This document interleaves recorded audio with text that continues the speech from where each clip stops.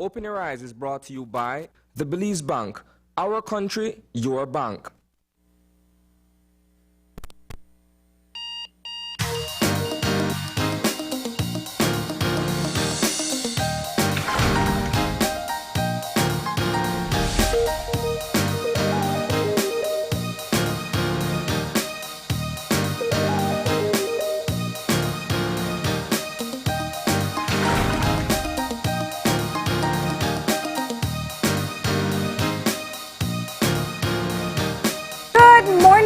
Welcome to Open Your Eyes. Back to Morning Right. I'm Marlene Cuellar. And Asana Cayetano. And thank you for joining us this morning. We're back from a very warm weekend, Marlene. Oh, yeah. It is April. Yeah. For sure. The heat is on. Yeah. I know. And it has been, I think we're all still adjusting to getting back into the routine of things. But today is a big day as it's April 12th, and some kids are going back to school face-to-face, and some are going back online today. Yeah. My understanding from our last conversation with the Minister of Education was that 70 schools at the time when we spoke with him had already applied to, resume face-to-face classes in this round. So it'll be interesting to see who those kids are from some of those schools, what schools there are that have joined in. And we're talking at the primary, secondary, and tertiary level as well. So that would be an interesting thing to see, the back to school in effect today, Marlene. Yeah, and I know that even the schools that are hoping to get back to regular classes, they have polled their parents to see whether or not they're interested in going back. A key factor in being able to be approved for a return to face-to-face classes is that you must be able to continue doing online as well. Yeah. So if a parent feels particularly concerned about risks that may be associated, they can opt to have their child continue with online. And the other thing too, the use of uniforms at this point is also not mandatory, because we're sort of still in that transition between remote learning, so to speak, and returning to the classroom and the expenses that are associated with that. Yeah, so it is going to be an interesting time, and I think in conversations that we've had with Ministry of Education as well as other stakeholders in the education sector, I think they're all aware of the fact that there's going to be an adjustment period here. There has to be an adjustment period. Definitely. The kids, I know your kids are probably going to take some time to get back to regular face-to-face. Yeah, well, in my case, my daughter won't be returning to the actual classroom until September, at the beginning of the next school year. Yeah. But the school that she attends is doing everything at this point to retrofit accordingly, to make sure that whenever the students come back to the classrooms, that everything is in order to ensure that they remain safe and COVID-free as best as possible. All right, so we're going to find out more about what will happen as some children return back to the classroom today. We're going to keep things moving this morning and get into some motivation to get us started, and that means it's time for Eye Opener. And our Eye Opener, taken from dailyom.com, goes like this. One way to practice generosity is to give energy where it is needed, whether that is in the form of time, money, or love. The most difficult time to be generous is when we ourselves are feeling poor. While some of us have experienced actually being in the red financially, there are those of us who would feel broke even if we had $1 million in the bank. Either way, as the old adage goes, it is always in giving that we receive. Giving money to a cause or person in need is one way to give energy. Giving attention, love, or a smile to another person are other acts of giving that we can offer. After all, there are people all over the world that are hungry for love. Being aware of how much we are always supported by the universe is one of the keys to abundance and generosity. Remember anyone who has helped you when you've needed it most. and bless all situations that come into your life for the lessons and gifts they bring.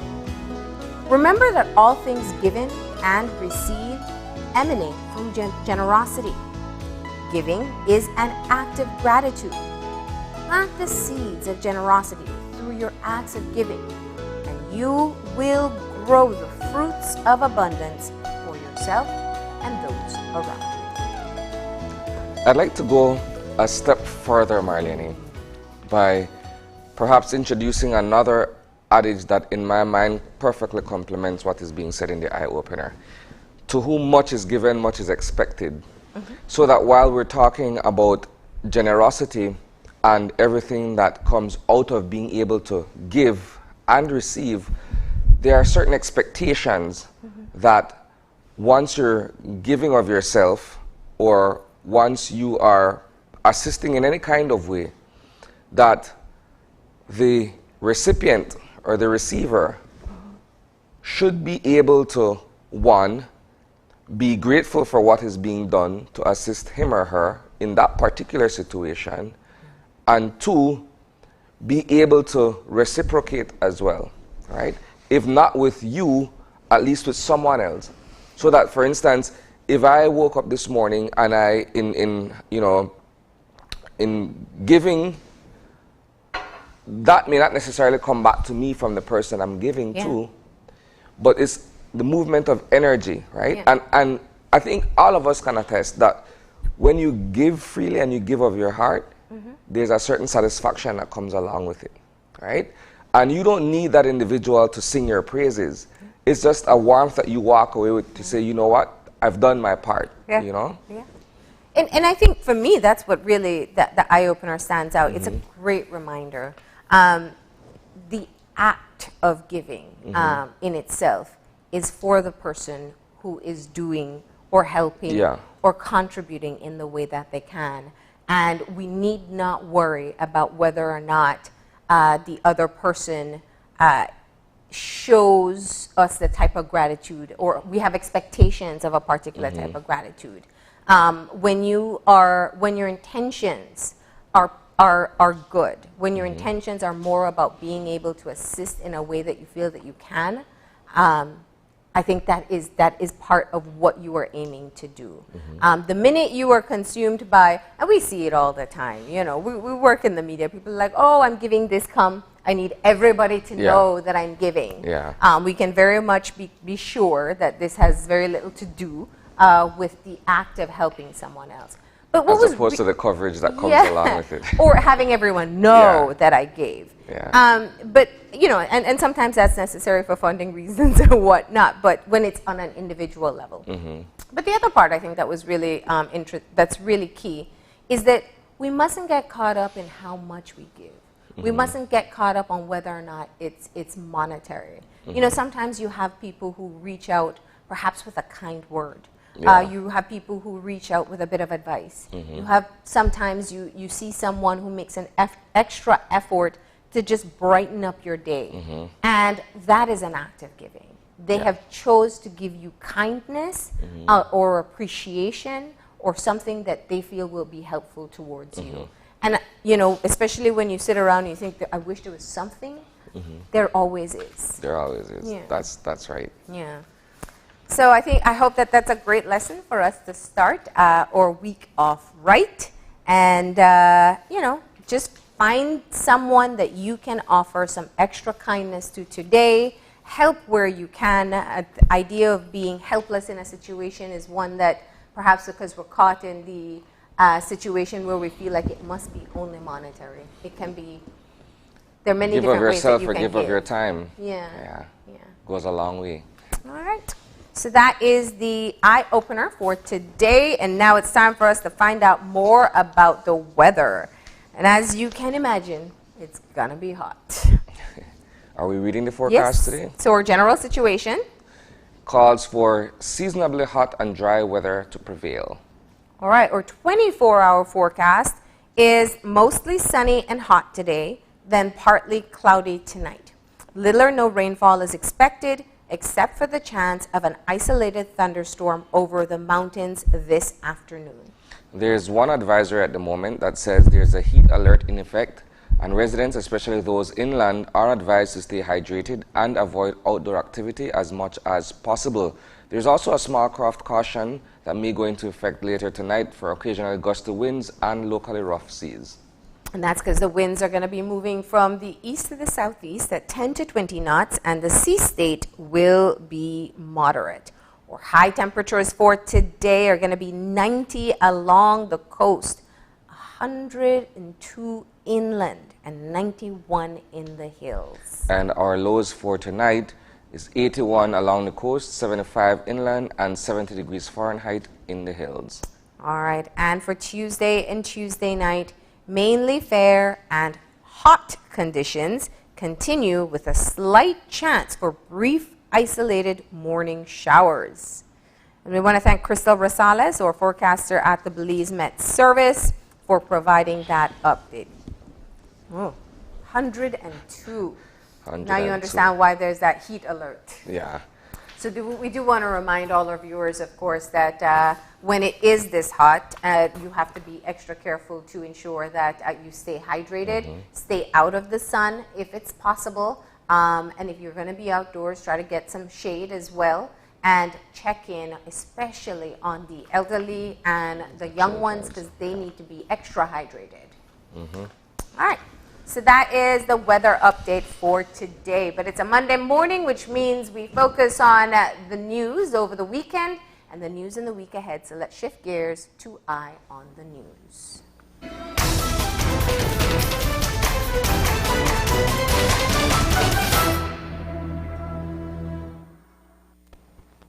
So I want to start off by mentioning, first of all, that while the thrust of our conversation this morning in the show itself will be around dissecting the 2021 budget, I wanted to begin with a conversation with other factors or other developments that have taken place around the budget presentation itself.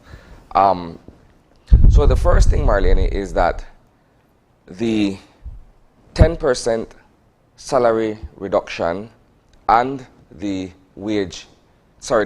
increment freeze has been formally announced and it is expected to take effect. That was made public on Friday during the presentation itself. And so, in a manner of speaking, the government has played its hand. So we're waiting now to see what the consequences would be from those affected. We're talking about the public officers, the teachers, and their respective unions, right? There is deliberation at this point to see what the next move will be, either by way of industrial action or what have you. And so that's where we are regarding that particular issue. You would recall as well, Marlene, that in last week, the PSU held a series of meetings in which it turned to its membership for guidance. Polls were put out, and from the PSU itself, overwhelmingly, the majority of the membership voted that they should give or proceed with notice for 21 days ahead of any action to be taken. The BNTU, which is the representative body for the teachers, is also polling its membership to see where they go from here in respect of the way forward. And that too will have some bearing on the industrial action that is anticipated, based on the fact that the unions are not in agreement with the salary cut. The salary cut, however, has become necessitated because of the economic situation that we're facing as a country, right? And so I want to use that now to go back to the build-up to the presentation itself. So while we expected that the budget for the new fiscal year would be a rather stringent one, the presentation itself, for those of us who are either watching or listening intently, I guess it kind of fell flat. It ran for 83 minutes, and if one were to look at certain high points or highlights in the presentation itself,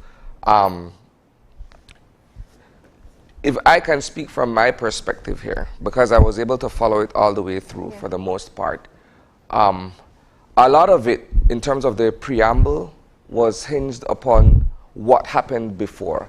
Yeah. And while we understand that the situation itself may have been brought about by the handling, if I may use that word, of the country's finances by the previous administration, I think the budget itself has to be something that is progressive and looks forward. We can't just be blaming and saying, well, okay, well, it's because of this particular administration that we're here. I think once the election has come and gone, it's a matter of us now to start look at solutions that are practical.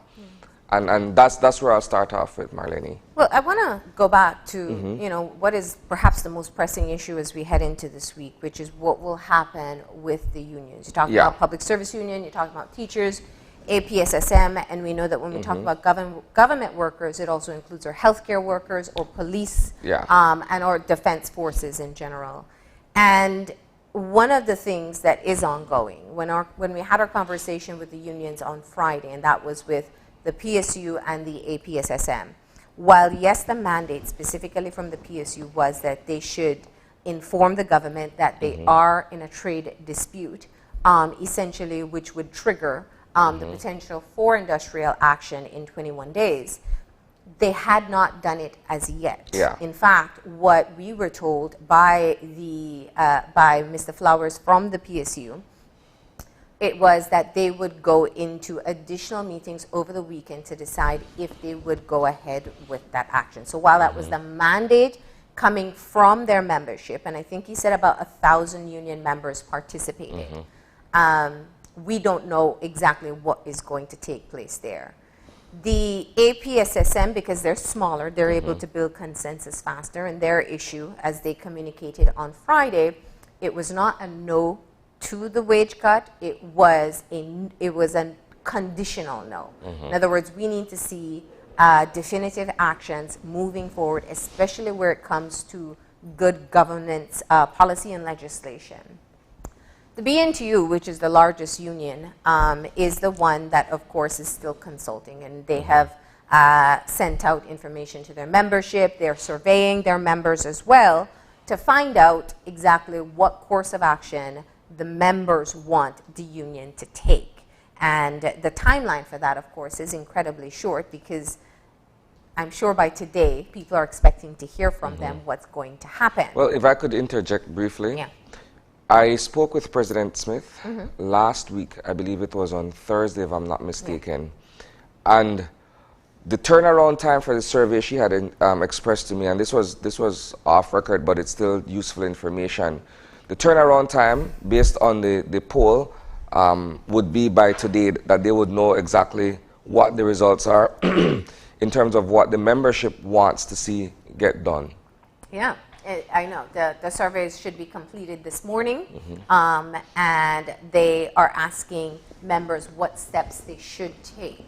The interesting thing is that, you know, even the unions now are speaking to their members and pointing out that they feel that this was not a negotiation. That in fact, and the words used by ministers and the Prime Minister of recent is that it was a consultation versus a negotiation. And those are two very different things. Early on, when we had conversations with the unions, they felt that they were negotiating. They felt that there was a possibility of a compromise that somewhere has changed. I think the bigger question is, what are the details? The budget presentation kind of just glossed over the fact that there would be wage cuts, but the details are what matter. Is it going to be 1 year and then a consultation, as has been proposed by the unions? Is it going to be the 3 additional years of increment freeze? What about the other conditionalities that had been discussed? Looking at things like being able to help out with some of the mortgage, not help out, but allow for public servants to be able to not have to worry about losing their homes or keeping up with their financial obligations, things like tax breaks on some of the essentials that they need, the reduction in the work hours, which is one that may be applied for people who work in government departments, not so much for teachers especially, as there is a clash with the educational rules and the hours they have to provide there as well. There's a certain sense of apprehension, Marlene, where when we speak to the leadership of the unions and when we speak to members of the unions, there is a fear that this is also just being said in the moment. However, it may not necessarily come to fruition. So the fear is that this is yet another empty promise that is being made that will look at, for instance, turning to the financial institutions to provide certain kind of relief and what have you. You can say that now while we're in the process, but when it actually comes down to it, will the action be done? And I'm saying that simply because I've spoken to a few people who are executives in the unions, and that's the kind of sentiment that is being shared. Yeah, they've been very clear that they want to feel that they can trust that things will be done differently. But the biggest question this morning is, what if there is industrial action? If we move in, if the unions make a decision to say they'll do a sick out or a go slow or move towards demonstrations or protests, how effective will it be? And while we must be absolutely clear that what was presented on Friday was not the budget, it's a budget presentation. It must be debated. Sometimes there are changes that are made within that time. Will there be changes made in the form of the wage bill? We don't know. So there is, it's not definitive as yet. But the question is, how effective will it be? It is understood publicly. I think every person understands that some urgent action has to be taken so that we no longer have to borrow to meet this bill. What that urgent action will be is yet to be seen. And it really, it looks like the indication out of government is very clear that they will proceed with the wage cut. Yeah, it's a bitter pill for one to swallow, notwithstanding the situation that we're in.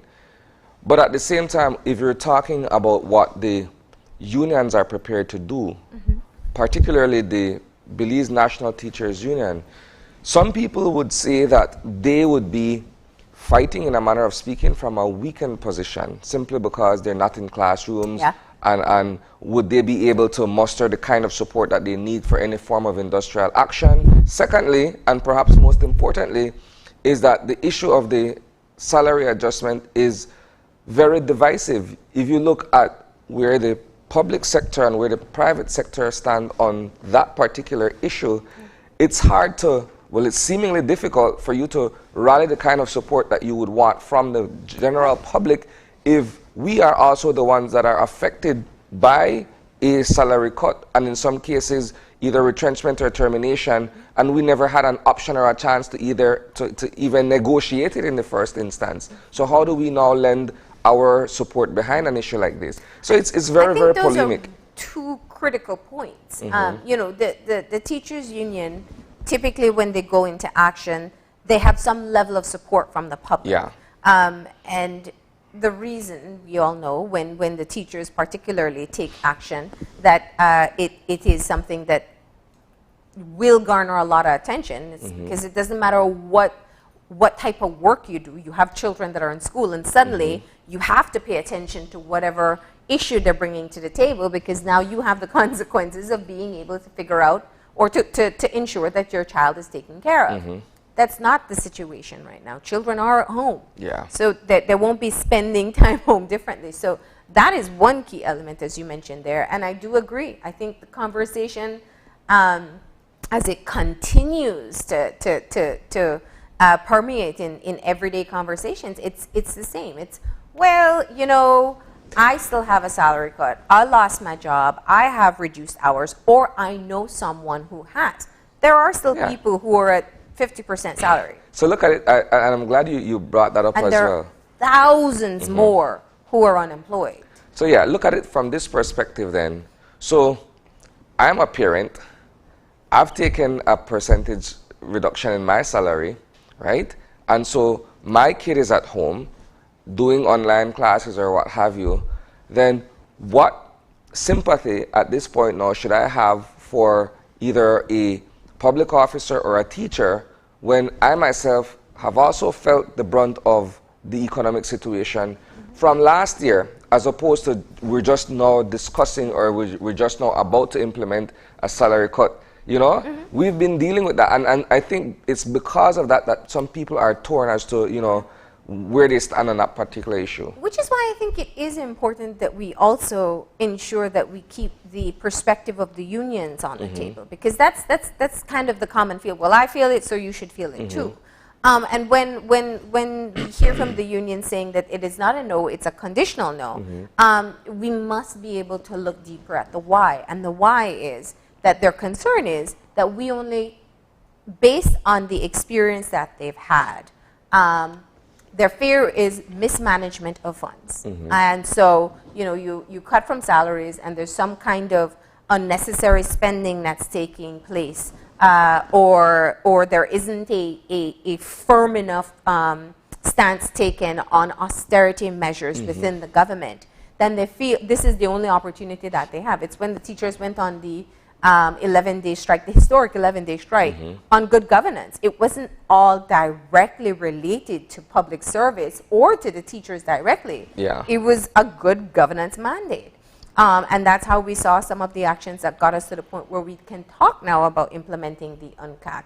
So, you know, it's an interesting time that we are in, and all eyes are on the unions to see what their next move will be now. Government has made their first play, saying in the budget presentation that that the wage cuts will happen. The details of it not so clear, and now we find out what the unions will do now, what the members will tell their leaders that they need to do.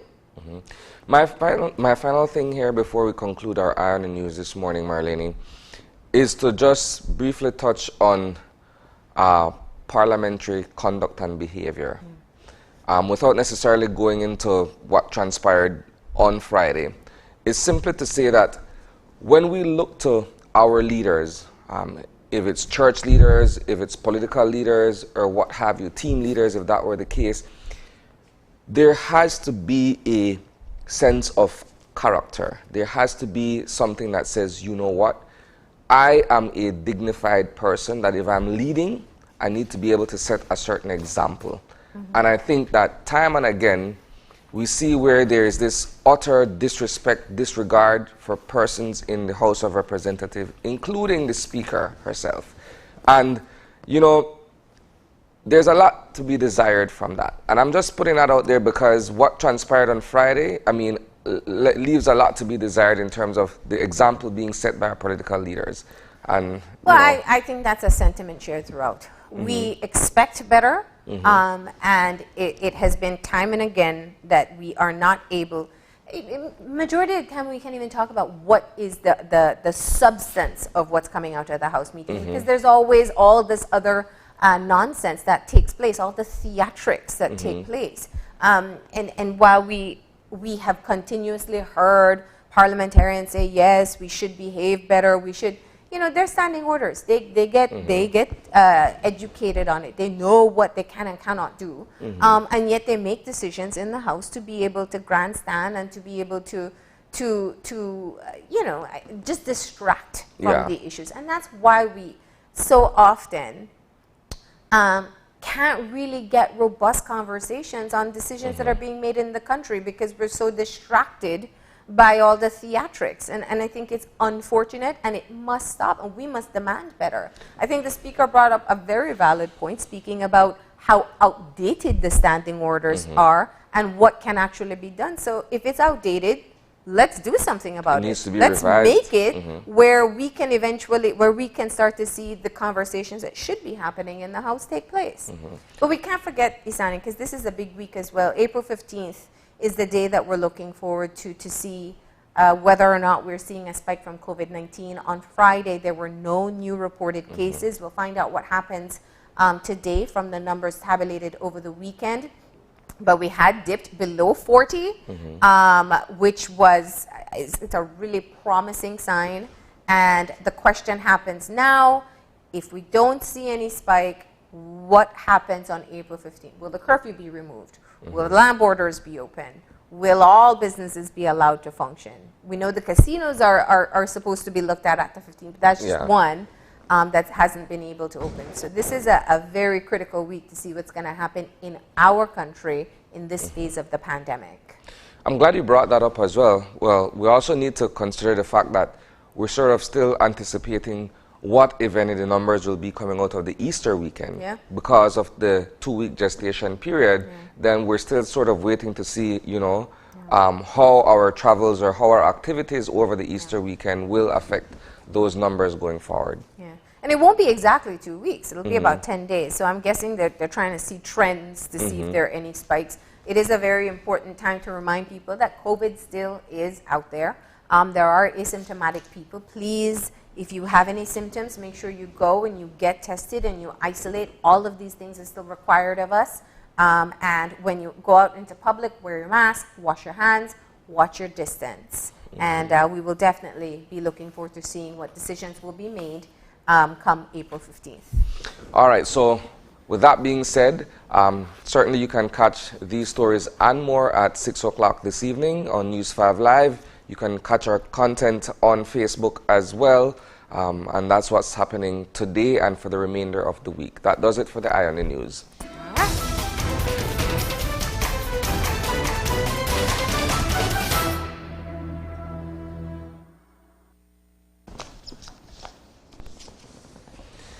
And with that, we're going to get moving into our show for today. And we are having an extended conversation breaking down the 2021-2022 budget. We're going to have an economics lecturer from Gillen University joining us to break down some of the highlights of what was presented on Friday, what it means, and what are the and how will it impact the economy. And since that is a two-part conversation we're going to be having, the second conversation, or second part of our show today, is to discuss the impact of the pandemic on athletes. So we will have a panel of athletes who are going to be joining us, and we're going to be discussing how that the entire COVID-19 pandemic has affected their ability to participate in sports and what have you. All right. So that's what we have in store for today, but we got some birthday shout-outs for you. We are saying happy birthday to Kayla Tillett. Happy birthday, Kayla. We're also saying belated birthday greetings to Sabrina Daly, our very own Sab. That's right. Very familiar face for us here at Channel 5. We do hope these two ladies have had and do have a fantastic day, and it comes from all of us here at Channel 5. We're going to go ahead and take that break now. When we come back, we'll be breaking down the budget. So please, stay tuned.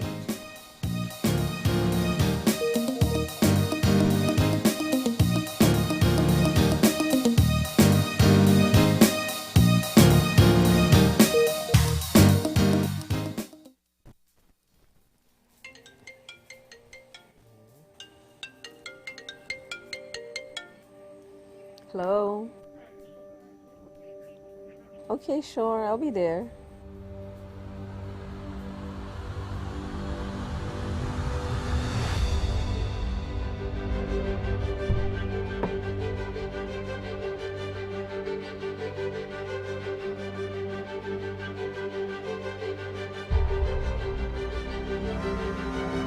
Hello?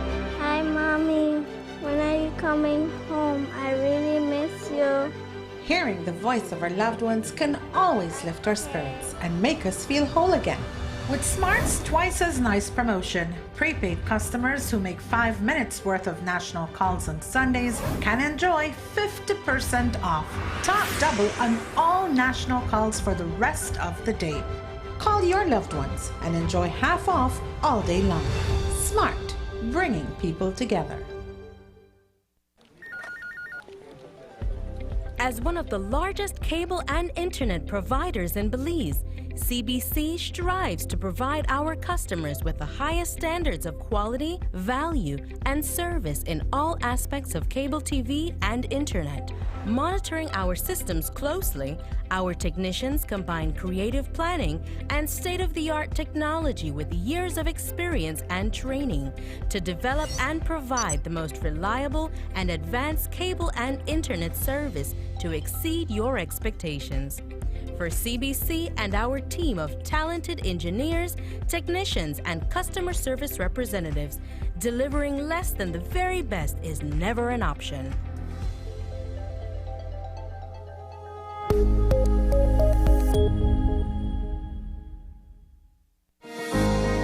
In these challenging times, the one thing that is certain is that the Belize Bank Limited is here for you. There is nothing more important than your health and safety, and we continue to make every effort to make banking safer for you. Our staff is working around the clock to make sure you can do your banking conveniently 24/7 using our mobile banking app and online banking and keeping ATMs up and running. We value your relationship with us and are here to provide the support you need. First responders are also out there 24/7. Thank you, healthcare workers, security forces, firefighters, caregivers. You are all appreciated. Stay safe. We will get through this together. The Belize Bank, our country, your bank.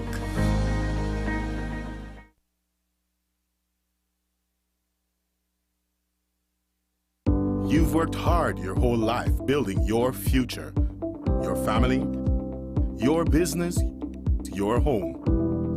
And when you aren't around to safeguard your most beloved assets, you are at ease because you know they are protected by RF&G Insurance. For over 50 years, RF&G has been making sure business owners get back to work after an accident, and families get back into their homes quickly after a natural disaster. At RF&G, it's you who matters most. Visit us today and learn why it pays to get it right. RF&G Insurance, a Rowe Group company.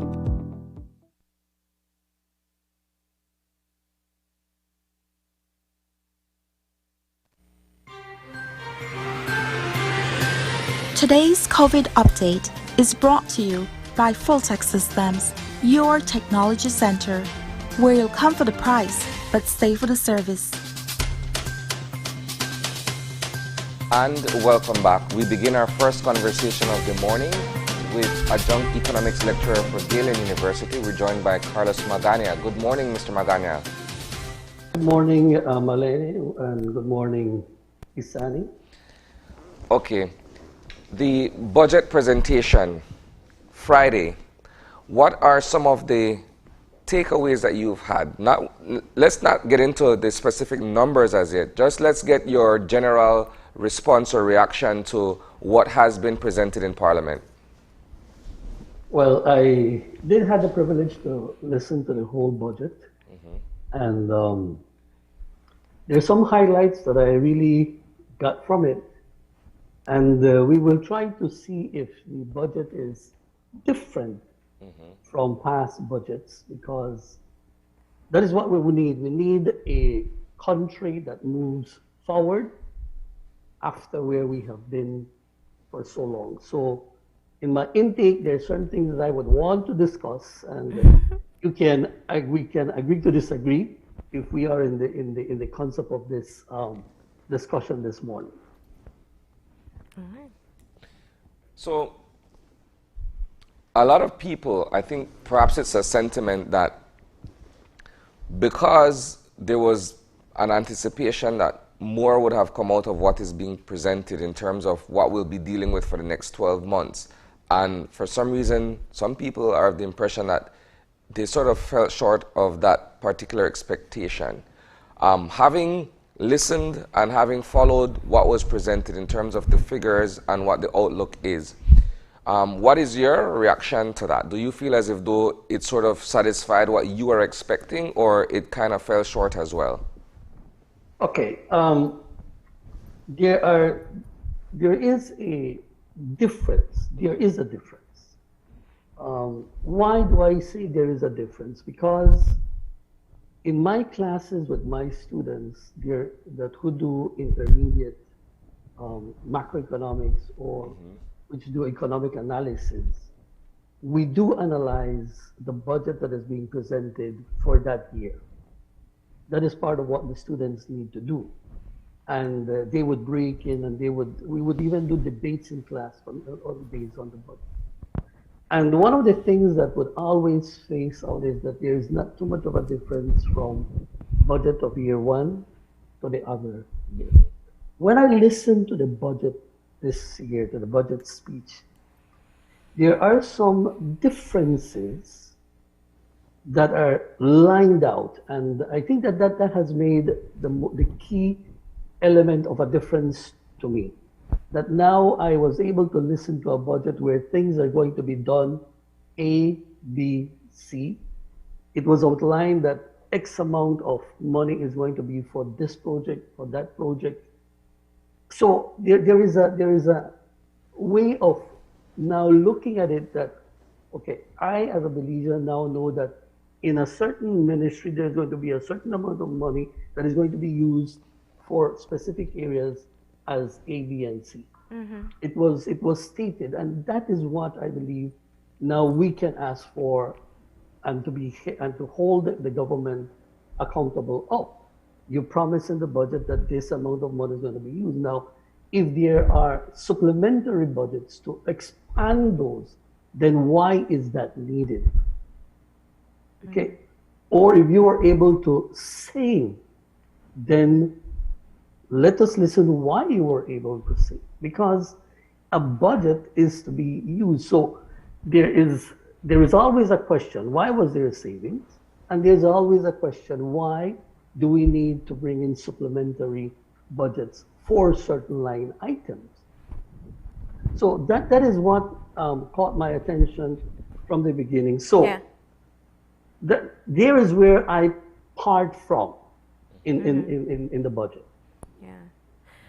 Let's the budget is presented under the theme today's sacrifice, tomorrow's triumph, and I think that that's interesting because what it would lead one to believe it's that it's setting the groundwork for a recovery and eventual boost of the economy. But what we are facing in today's reality is unprecedented. The financial crisis that not just Belize, but many countries across the globe are in, is one where innovation is essential for us to be able to move beyond where we are today.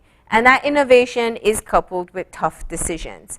Do you see that mirrored in what was presented on Friday? I think that was part of the discussion that we had prior to.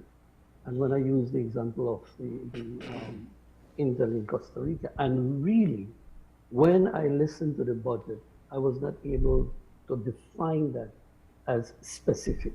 Yeah. What are going to be the new industries that we're expecting to see? Yeah. It was not outlined in the budget. Nonetheless, in the budget, it was mentioned that they're going to foster for foreign direct investment now.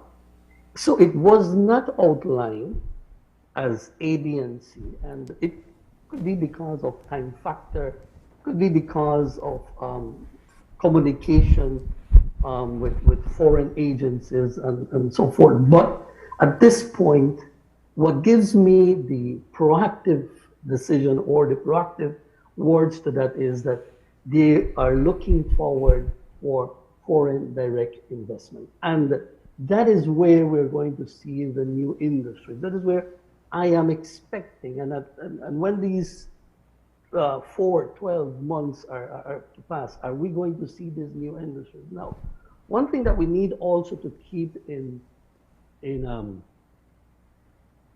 mind is that we, as a country, we also need to look at this budget, and the theme is today's sacrifice, tomorrow's triumph. So it is saying to us that this is just a 1/5 of the expectation that is to be achieved. So if I am parting this as a 20% of my objective, then can I be able to evaluate and to be able to criticize and to be able to say, no, it's still in that perspective that I am here, I am to do something, I will achieve it, and that's why I'm telling you, let us sacrifice today. And the budget does call for a lot of sacrifice so that tomorrow we can be triumphant. Now, the tomorrow is the big expectation. Yeah. When will that the tomorrow be? Yeah. Will it be in the second year? Will it be in the third year? Will it be in the fourth year? Will it be in the fifth year? Well, So that is, if yes. we're looking at what the IMF has put forward in terms of the length of time it would take for us to recover, then that tomorrow is not next year or the year after. We're looking at least to 2025 thereabout. 2025, 2030. We also read. So it is a very very interesting how we have been guided by the IMF, what has been stated by the IMF, what of those statements have been introduced conceptually into this budget, and there are some that have been. Now, I think it would be interesting to be able to see why the limitations that the budget has from my perspective. Yeah. And there are two things that I would want to highlight before starting to look at the budget itself. Okay. They says, and I quote, that this budget presentations comes at a juncture of unparalleled national crisis is indisputable. Now, all of us know where we are. All of us know the condition that we are. And it brought me, when I read that and when I listened to that, it brought me to the discussion that we had earlier. Yeah. Will we have the liquidity, $10 in hand? Remember that example. Now, the budget now has clearly stated to us, we will not have the $10. We will not have the $10. And that is where now the rebounding has to start to reach to those 10, then 12, and then $15 at that. So we need to start with less than 10 to reach more than $10 at that. And there is where it conditions. And another thing that I would want to bring up, which is in the revision that he did of the performance of the past budget, there is something that I need to bring in so that we can be able to understand what is expected. And it is under the expenditure performance in 2020-21, and it reads, on the expenditure side, total spending fell by only 15%, far below the 28% drop in revenue. Now this is critical. So we have used more than what we had because we only dropped, or the expenditure, we only drop it by 15%, but the revenue fell by 28%.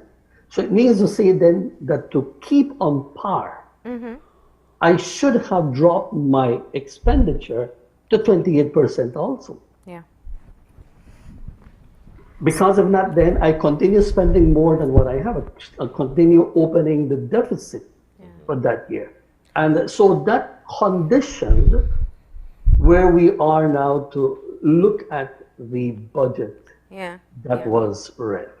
Okay, so yes. And I just wanted to add there, you know, it's interesting, and we perhaps haven't taken the moment to highlight it, that a year ago when the last administration presented its budget, it was titled Moving Ahead, but in fact what we did was go to a standstill, and no one expected or knew that this would come. So all that was presented at that time, I'm sure, and we haven't done enough analysis to know, it really just became moot. no one was able to proceed with plans as they did because we were in the midst of a pandemic. But moving forward, one of the critical points here, and I want to get right into that at the start, the title of the budget, Today's Sacrifice. The biggest sacrifice that we've been in discussion about is reducing the wage bill. Let's talk about that shortfall there, or the savings that will be made there, and other areas that you are seeing savings that we really can be able to put into focus what today's sacrifice in this budget really is. When we look at the recommendation in the budget, which will be, because of our parliamentary system, the budget will pass. And there is that recommendation of a salary adjustment. That adjustment is at a 10%. Now, the reading or the budget or the PM didn't really state it for how many years. In discussions, what we have heard is that it is going to be for a certain amount of years. But in the budget, where it says today's sacrifice, it didn't state, okay, we're making this today and it's going to be for the next 3 years. It did not state that. So that is a statement of hope. That is how I see it. Because it is not telling me it is going to be for the full 3 years as it's being anticipated. It's only to this specific year. And if it is going to be only for this specific year, and the salary adjustment is only going to be for this specific year, then it brings to us some sort of hope that the sacrifice I'm making today can be alleviated, because it said 10% today, next year it could be 7%, and the following year can be 5%. We don't know. It's going to be how the government finds its managing of its revenues. And that is why then I believe that it wasn't stated as a 3-year specific. Because we're looking forward to see what is going to happen, and the expectations are that we're going to rebound. So if the economy is going to rebound as it is being stated or being outlined, then we might not need to keep that 10% for the next 3 years. It can adjust as it moves on.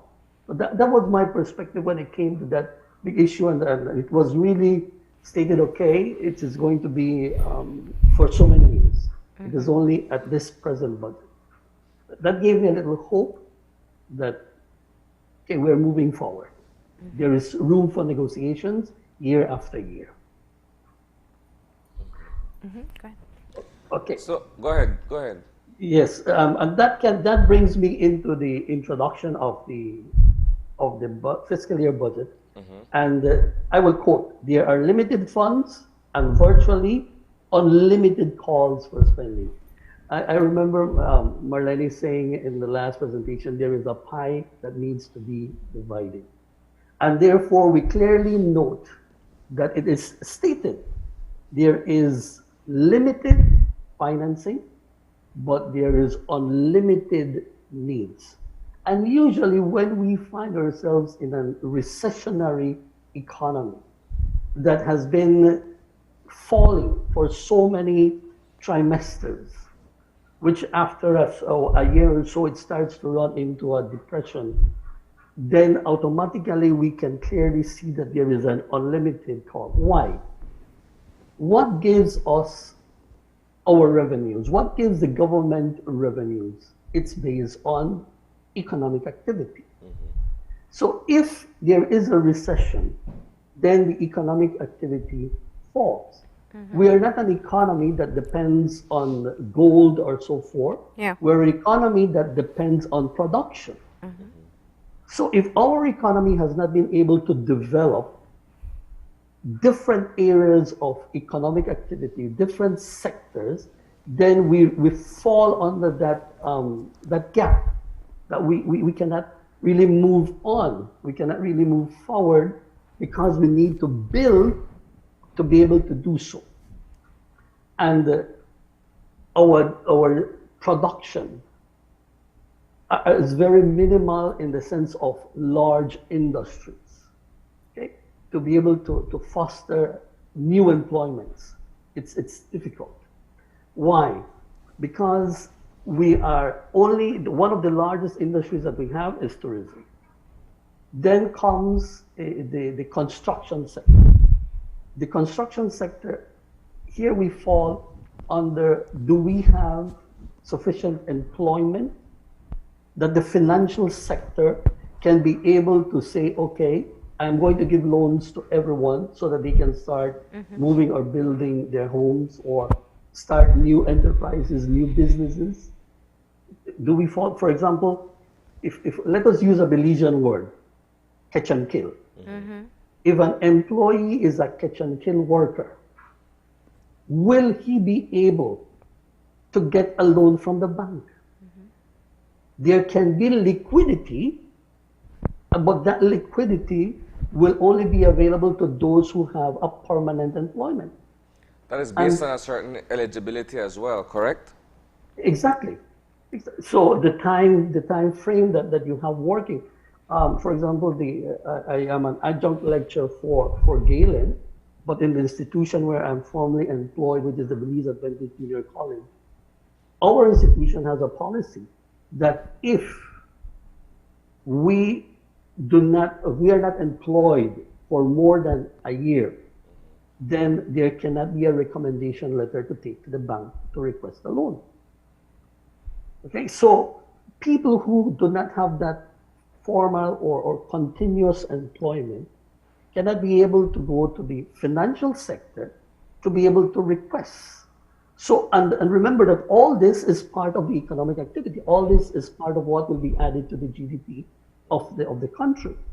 So it is not only the tourism sector or only the agricultural sector. No, we have so many economic activities that are being carried out during the course of the year. And if that is not being done, then people cannot get formal employment. So it will take a time. So this rebounding condition that we have is also conditioned by the economy itself.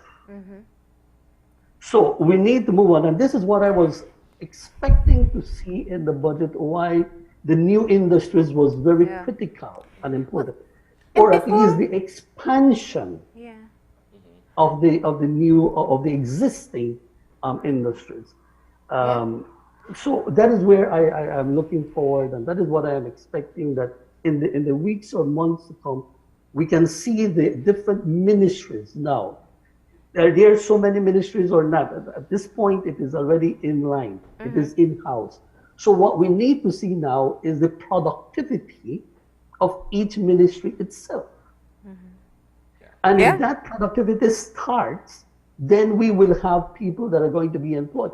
And once employment is there, and even though there is a sector of the economy which has a formal or permanent income that is going to be reduced, but if the other sectors of the economy start to produce, that impact will not be felt in the long or medium of the year. I'm not speaking about 2 or 3, no, I'm speaking within a year. Well, if we're looking at, for instance, revenue collection, the onus of that is upon the very public officers who are part of the entire government structure to make sure that the monies that are owed or that are outstanding to government are being collected so that things can continue to take place, correct? You just mentioned something, Sally, that I would always discuss with my students. That we, or let me use, I, Carlos Magania, I am a culprit to that. And you might say, but why? And please, I don't want anybody to take it as personal, please. No problem. Or no they're affected. Okay, no offense to any culture in our country, because we are, it seems now that we are so thin-skinned that we get offended so easily. Yeah. Now, we are the culprits that our monies do not reach the government coffers. Why? I go to the Chinese. Yeah.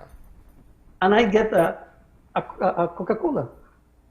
Or I buy let me use $100 of products, and let us assume that all those $100 of products have GST.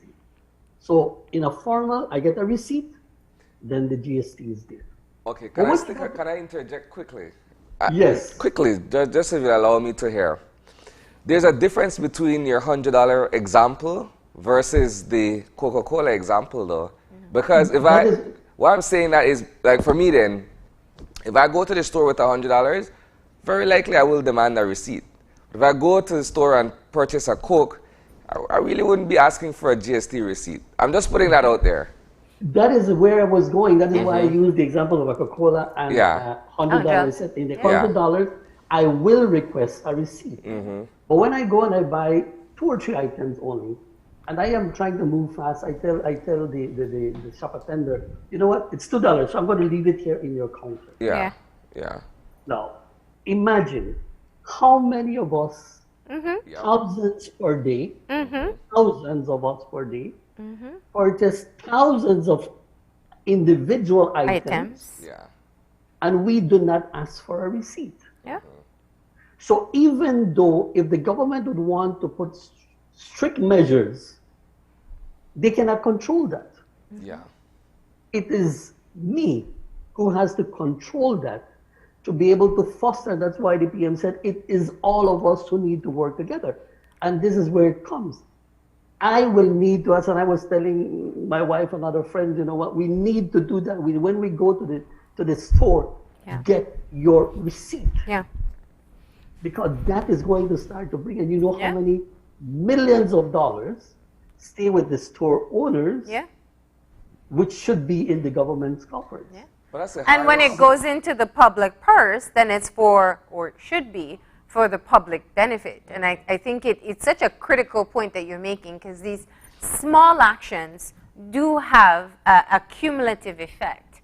But I'm sure when we talk about being able to ensure proper collection of taxes, we're also looking at outstanding taxes as well.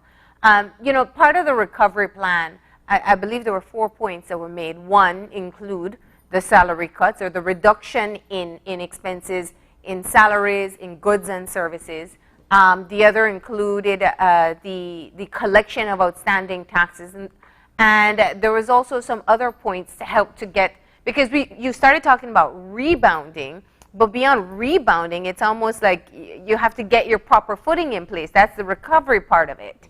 Let's dive into those. So there were 4 aspects. We're touching on tax collection now. The other 2? The recovery plan, The recovery plan, yes.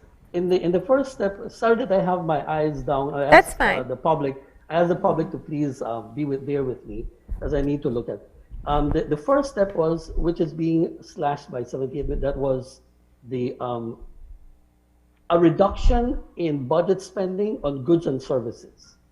Now, that is where that was the first point. The second is a reduction in interest payment, which is from the budget. The budget is being programmed at some $53 million now. And the third one was the augmentation of revenues, which is the one that we have just spoken about. So now with this recovery system that we see here. And the fourth is looking at investment, domestic and foreign. Yes, foreign, domestic, recovery plan spending, no.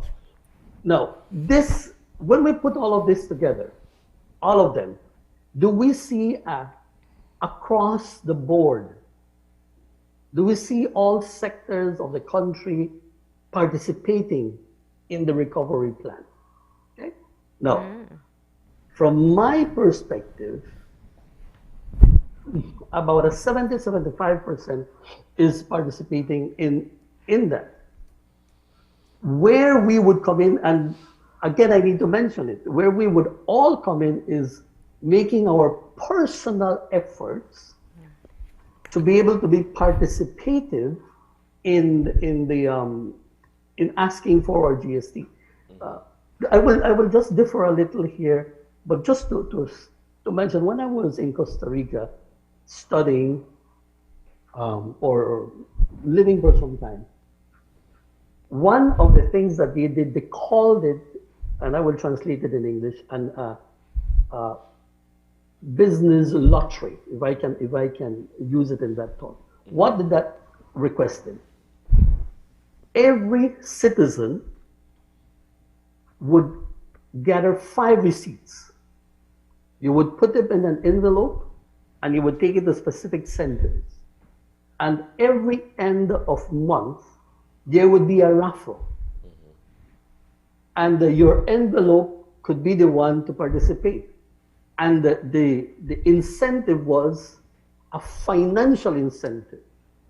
They would be giving a certain amount of thousands of, in Belizean dollars, it would be thousands of dollars to that specific individual, or it was 3 or 4 of them that would receive that amount on that specific end of month.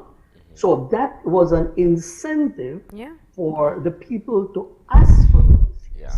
So there are many things that can be done in that recovery plan. And it builds a culture of people demanding receipts. It does. It does build that. It does build that. I think the GST did that at one point in Belize. There was one year that they did the raffle where you could submit receipts and be able to. It may have been a car, I think, that they raffled at that time. But you're right. This is kind of the innovative actions that you'd want to see, where you can stimulate the type of behavior or encourage the type of behavior that you want to see in the average public. Well, now that we're speaking about that, I would venture to say to the Minister of Housing, make that, and then one of the prizes can be one of these small little houses to someone. Who, I mean, in other words, if there is a person who participated in GST and he is, a person has a lot of finance, well, you don't give him a house, but if a person who is in need of, you provide that for that individual. You can have several incentives in that. What we're going to do right now, we do have to get in a very quick break here to get into the second part of the conversation. Another key area, and we're going to tackle it as soon as we come back, is looking at the potential for devaluation. Many people are concerned, they question it. I'll ask you to respond to that question when we come back from the break. Please stay tuned.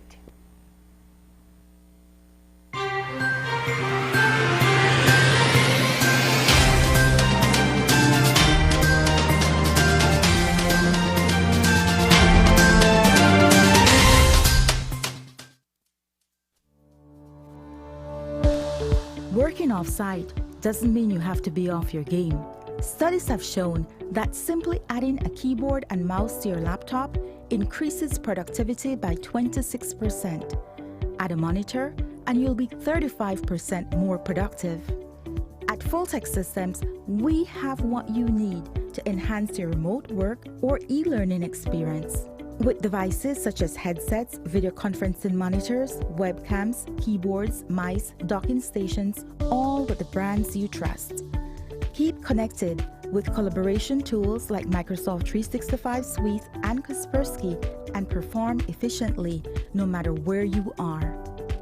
Fulltech Systems, your technology center, where you'll come for the price, but stay for the service.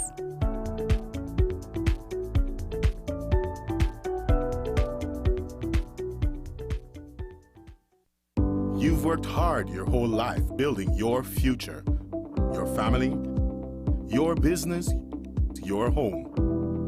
And when you aren't around to safeguard your most beloved assets, you are at ease because you know they are protected by RF&G Insurance.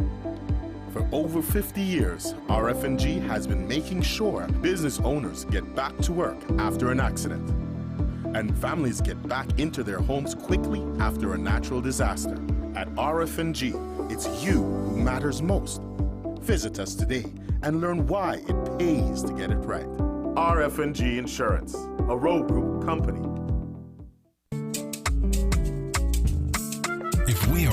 as strong as our families, businesses, institutions, and the communities that surround us. Then by giving businesses the power to grow, entrepreneurs the ability to expand, and by giving our families the right to own something. The Belize Bank gives you the power to build a nation, our nation.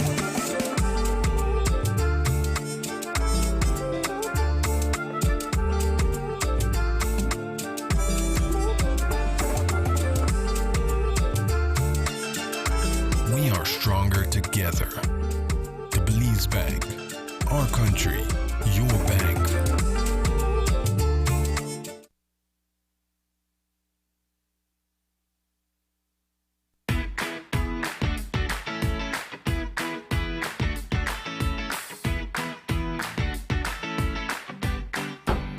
Why, Tony? Boy, Keith, what you going on, man? But actually come see you because I need to buy a stack of them plastic plates and cups for my grocery shop because I run low. Boy, I stopped importing that thing since April 15th, you know. And I just ran out of the last batch, must have been like 3 weeks back, you know. Man, do I usually have anything? What are you going? Check this, right? Under the new law, we ban all single-use plastics, so that the cups, plates, forks, spoons, and knives, all of that. Since April 15th, can't import none of them. Starting January 15, 2021, you can't manufacture them. April 15, 2021, you can't sell them. And after July 14, 2021, if you get catch with any other thing, you will get fined. Me never know this. I guess I have to make some changes then. I have to make the customers know that anything not available. Anyways, bro. Thanks, man. No problem, man. Take care.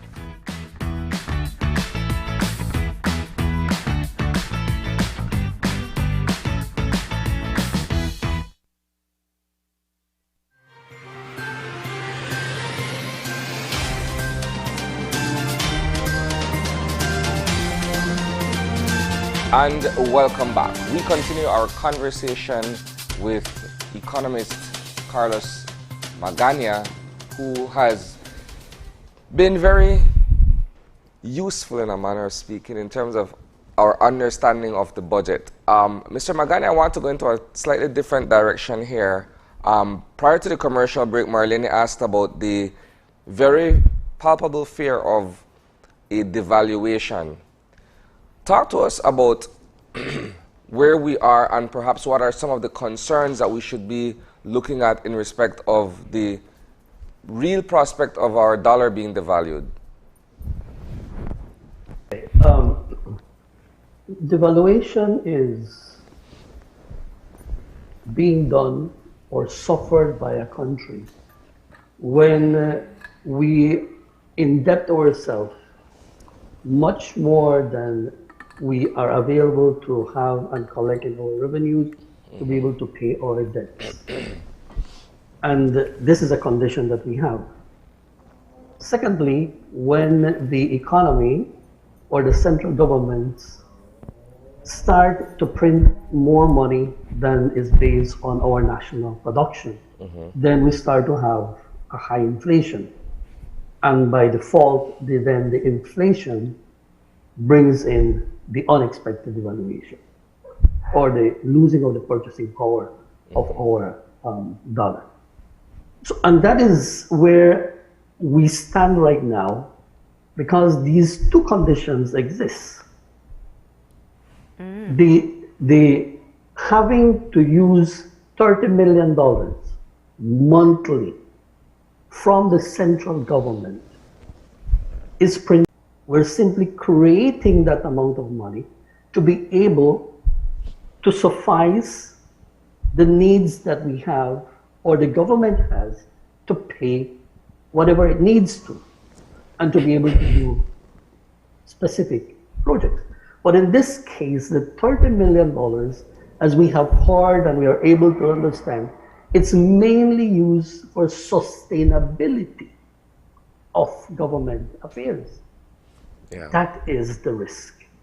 That is the risk that we really have there. And that continues to increment the debt ratio. We were at 126 when we saw the IMF report. Yeah. But prior, then we are now to 134. And if we continue borrowing, just to keep that wage bill, that will continue creating the ratio into a higher rate. And if that happens, we will definitely will lose our peg to the dollar, to the US dollar. We will, because we're not controlling, we're not taking in the measures that are necessary to do so. Well, the budget is clearly stating that it wants to withhold that. It does, and the PM mentioned it in his paper. He spoke about the resiliency of the public finances. And that is really, do we really have that, or we need to acquire it? We need to be able to develop that. You know, we really don't have it. Yeah. And then he said to that, and I quote, and the durability of the value of the Belizean dollar. So he is cognizant. Government parliamentarians are cognizant, because it is there, that there is a tendency, if we as a country do not do what needs to be done, and when I use the term need to do what needs to be done, if you have to cut wages, do it, but at the same time, use that money to rebound another sector in the economy. And many of these individuals, I am one of them, who will be suffering that 10% deduction. But it is better for me, and I'm telling you. How is it better for you? Explain that. It's best for me to lose at 10% than not lose. Okay, I'm not going to give my salary income. Let us say that I win $1,000. Right now I have $500 US. If there is a losing to the peg or a devaluation, so that everybody can understand the chart. If there is a devaluation of 5 to 1, then I will only have $200 US. So I am not losing 10%. I am reducing my salary to 1/5 of its value, of its real international value. So I prefer, and this was a hard understanding and acceptance from people close to me and my wife, of that 10%. But I told her it's preferable for me to lose 10 than to lose 1/5, or to stay with a 1/5 value of my purchasing power. Why, Marlene and Sandy? And I'm going to ask you this question. I want you to respond. If you go to any supermarket, any little store in the corner, what percentage of items are made in Belize? It's a very good question. I would say it's a rather small percentage when you look at all the other items that are imported into the country. Wouldn't hazard a particular figure, but it's safe to say that a majority of what is sold on the shelves are items that are brought into Belize. When I did my thesis, and I did it on the structural reform when 900 individuals were retrenched, the data or the figure that we had was approximately 85% of the items on the shelter are imported. Moving more towards a 90%. Now, can you imagine if we would suffer a devaluation, and this is what the larger community in the Belizean society needs to understand, that we are price takers. We are not price givers. And if we are price takers, a devaluation is going to hurt us tremendously. So we cannot continue having or increasing our debt. We cannot. We need to be realistic. It's not something that, oh, I just don't want, no. I don't want this to happen. No, no. Yeah. Please. This is economics. Yeah. Yes, proceed. I think what is somewhat depressing. Like when I was looking at the figures on Friday, we're looking at a debt of about $4 billion, but our budget is only $1 billion. So it's a little bit over $1 billion, but round it off to say $1 billion. That's 25% of what we owe in total. So how do we now put forward a recovery plan that says, okay, we'll try to reduce the outstanding 75% to kind of balance things out? I think that is a very critical thing. It is a critical situation. Yeah, yeah. And one thing that we need to remember here, Marlene and Isani, is that our debt is $4+ billion. Our recovery plan within the IMF recommendation is 2025 and then 2030. To reduce that debt to approximately 75 or 80%, and thereafter continue. By 2030, we're expected to be in 80 or something, according to the IMF report. I know the government was going to try to bring this even closer or reduce it even before that time. Now, so your statement is right. Yeah. But when we add 10 years, we'll be having $10 billion. And if the budget continues to increase, then we will be having much more. Yeah. And from that,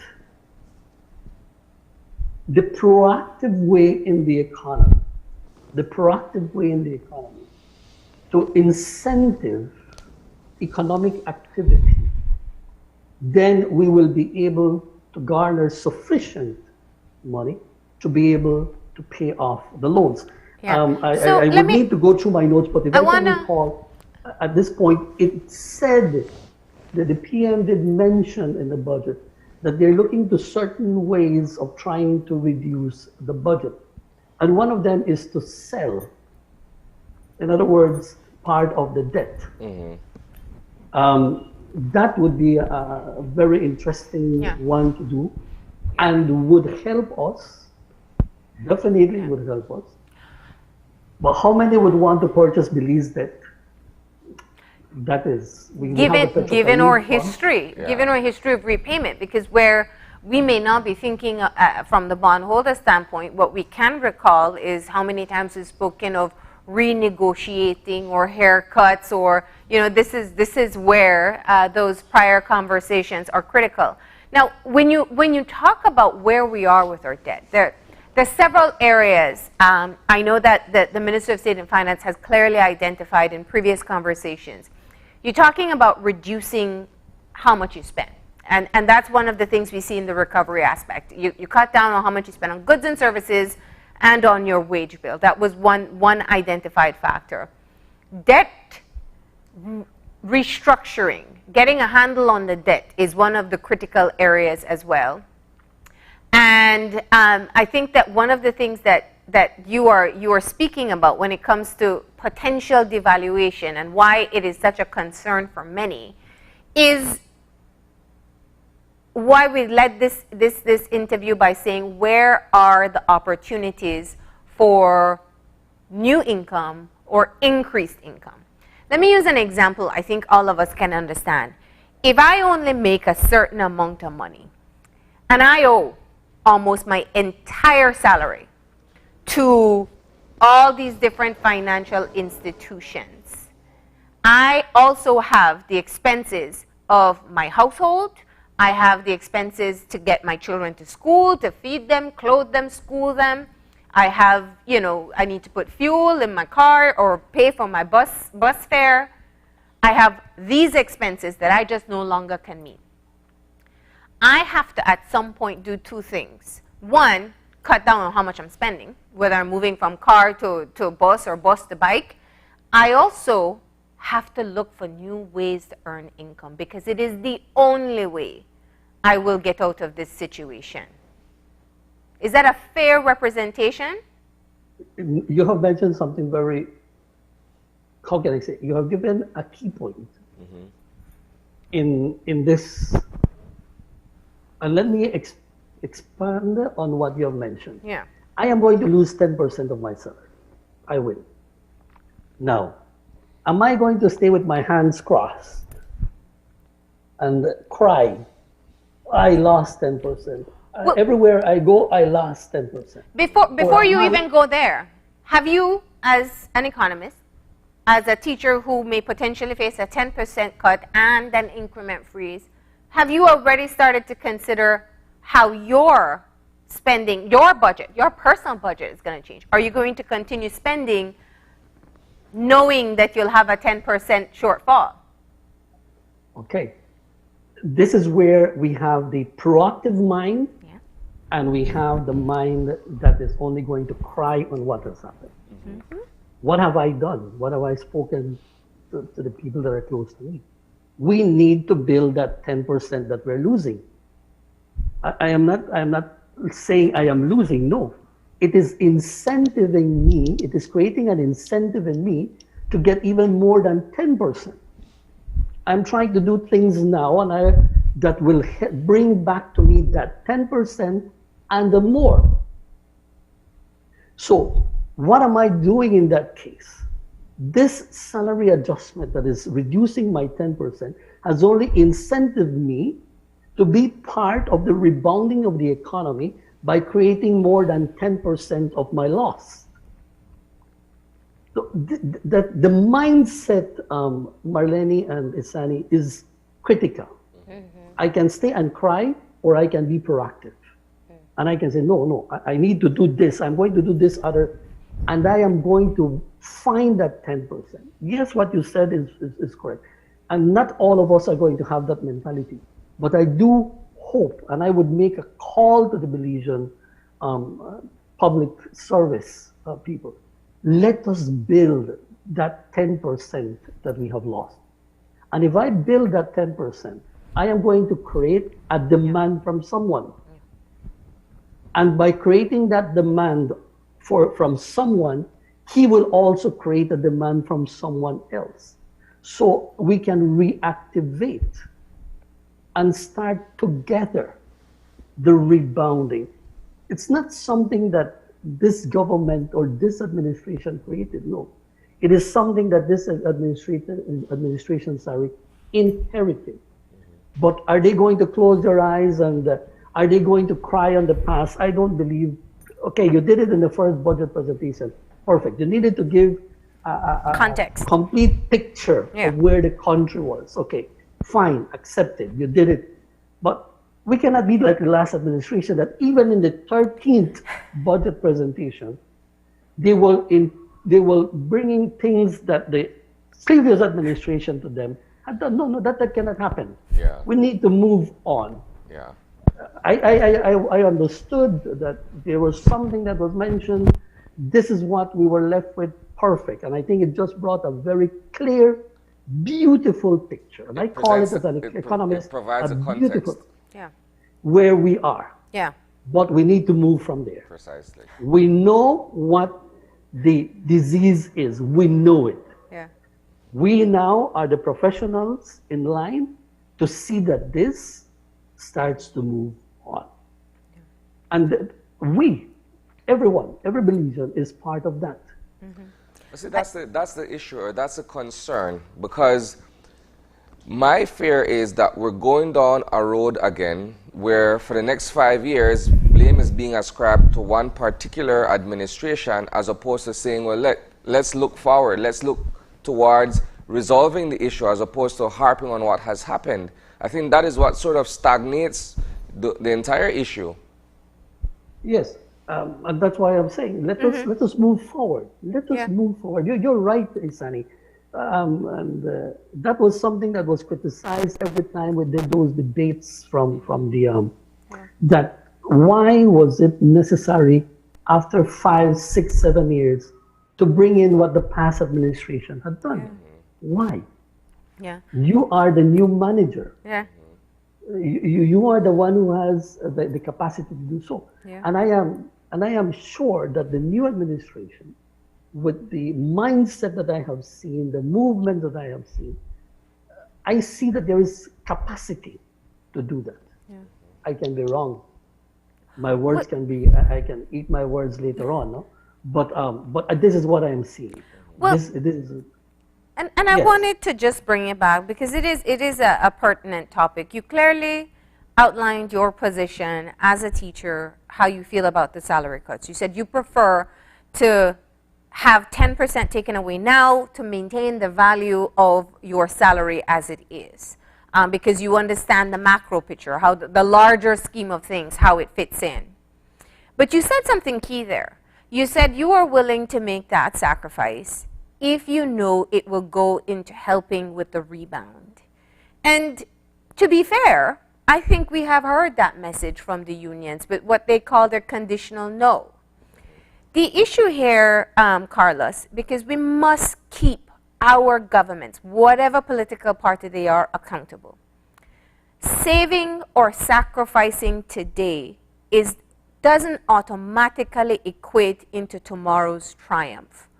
There must be measures in place to ensure that whatever is sacrificed is used to its maximum potential to help to stabilize and then move towards recovery.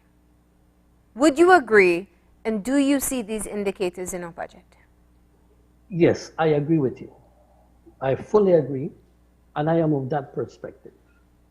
That whatever is going to be, let me use it like the suffering so that everybody can understand. The suffering that everybody is going to pass through now should receive the benefit later on. And I saw it in the budget where it mentioned and it outlined several aspects, point by point. Okay, if there is going to be rural or urban impact. Okay, and is there going to be, and maybe I can read one of them. There says 3 million going for food assistance programs. Okay, that is an ongoing program. It has to happen because of the condition that the country is right now. There are many people who need food assistance. There are many. That is a rural and that is an urban impact program. Now, does that create economic activity? It does, but how? If I receive the money, then I'm going to consume. If I receive items, somebody else has already received that money to reinvest. Yeah. So, which is preferable? For me to receive items or for me to receive cash? Now, this is where the dilemma comes in.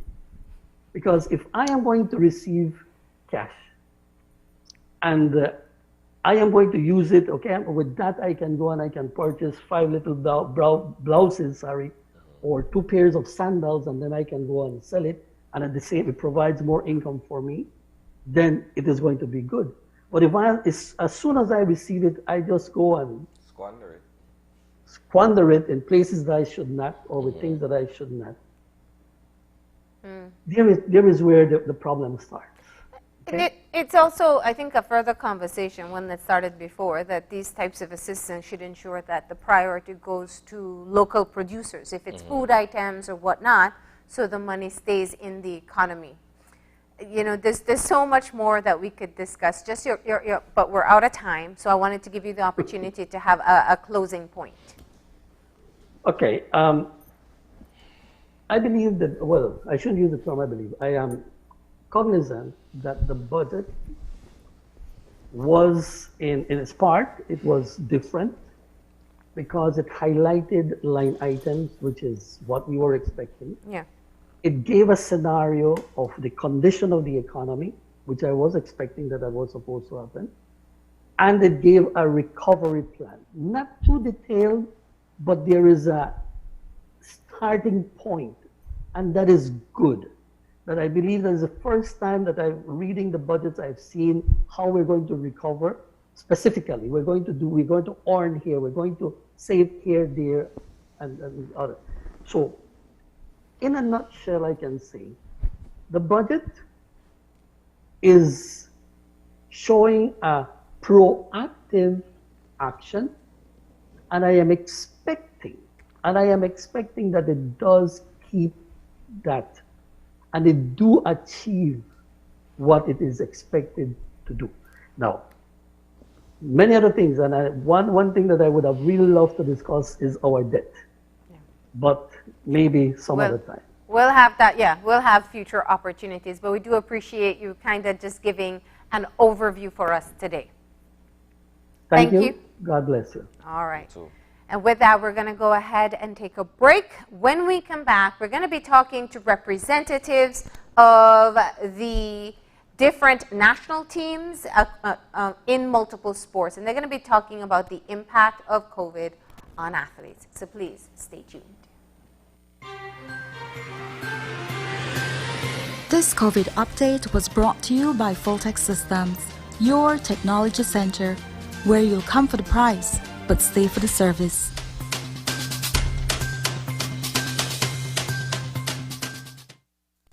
Es un hecho que puedes obtener servicios ilimitados con Smart.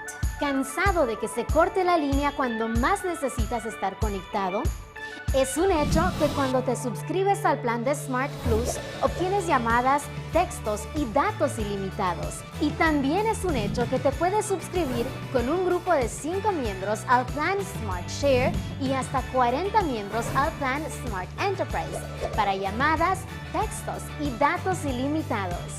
Smart tiene los verdaderos planes ilimitados. Es un hecho.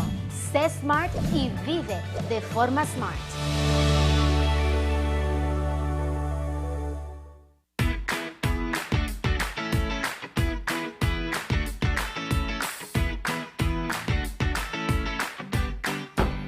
Why, Tony? Why, Keith, where you going, man? We're actually going to see we can need to buy a stack of them plastic plates and cups for my grocery shop because I run low. Boy, I stopped importing that thing since April 15th, you know. And I just routed the last batch, must be about like 3 weeks back, you know. Man, do I usually have anything? Where you going? Check this, right?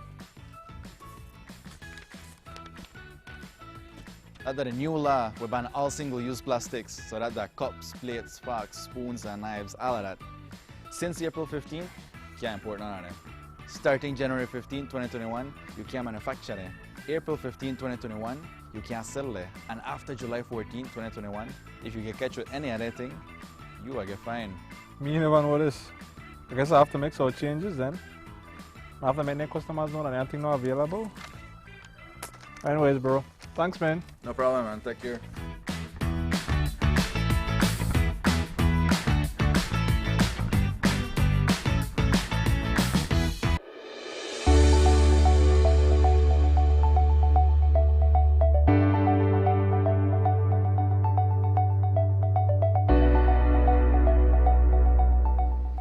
Hello, Belize. You may not be aware of the new travel requirements set in place by the Center of Disease Control and Prevention.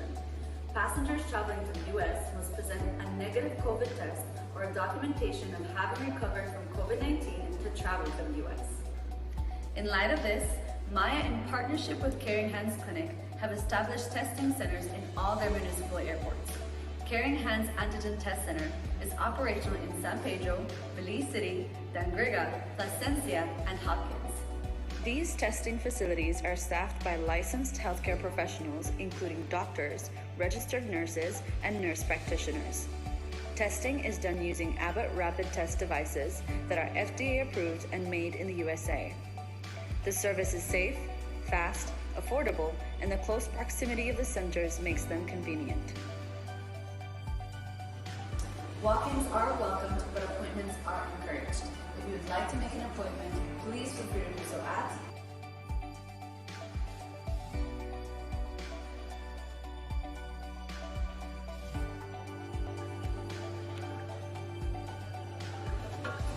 Make your appointment, get tested, and in 15 minutes, you can get back to your vacation.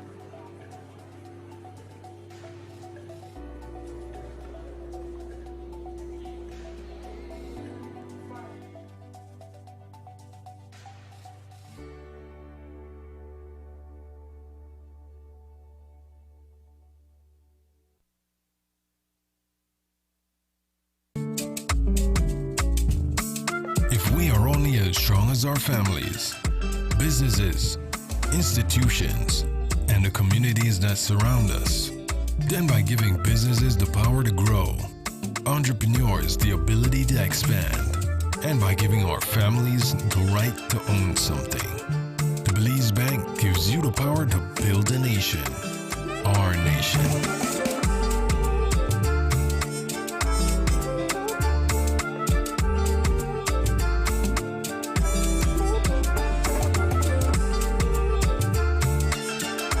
We are stronger together. The Belize Bank, our country, your bank. You've worked hard your whole life building your future, your family, your business, your home. And when you aren't around to safeguard your most beloved assets, you are at ease because you know they are protected by RF&G Insurance. For over 50 years, RF&G has been making sure business owners get back to work after an accident, and families get back into their homes quickly after a natural disaster. At RF&G, it's you who matters most. Visit us today and learn why it pays to get it right. RF&G Insurance, a Rowe Group company. As one of the largest cable and internet providers in Belize, CBC strives to provide our customers with the highest standards of quality, value, and service in all aspects of cable TV and internet. Monitoring our systems closely, our technicians combine creative planning and state-of-the-art technology with years of experience and training to develop and provide the most reliable and advanced cable and internet service to exceed your expectations. For CBC and our team of talented engineers, technicians, and customer service representatives, delivering less than the very best is never an option.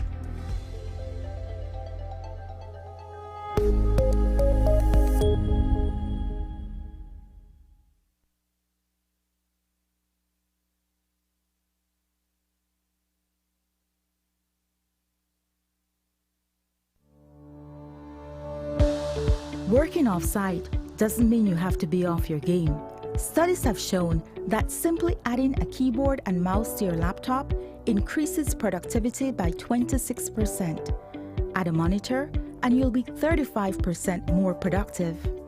At Fulltech Systems, we have what you need to enhance your remote work or e-learning experience.